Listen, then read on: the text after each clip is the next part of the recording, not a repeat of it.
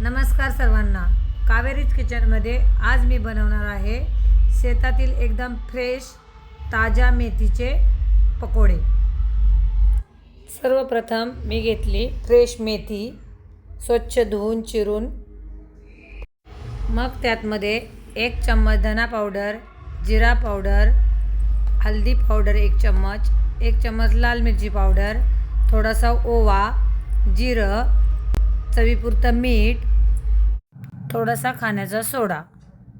सर्वात शेवटी आपण घालणार आहोत चणा डाळीचे पीठ। सर्वप्रथम सर्व साहित्य छान मिक्स करून घ्या, लागले तर थोडेसे पाणी घाला। हे पहा, आपले मिश्रण छान तयार झालेले आहे। तेल गरम करून घेतले आहे, त्यात छोटे छोटे पकोडे तयार करून घेऊया। मी हे पकोडे मंद आचेवरती हलका ब्राऊन कलर येईपर्यंत तळून घेणार आहे। हे पहा, आता छान प्रकारे पकोडे तळून झालेले आहेत, तर मी टिश्यू पेपरवरती काढून घेते। हे पहा, तयार झालेले आहेत गरमागरम पकोडे, पावसाळा स्पेशल। आजचा व्हिडिओ जर तुम्हाला आवडला असेल तर चॅनलला लाईक करा, शेअर करा, सबस्क्राईब करा। धन्यवाद।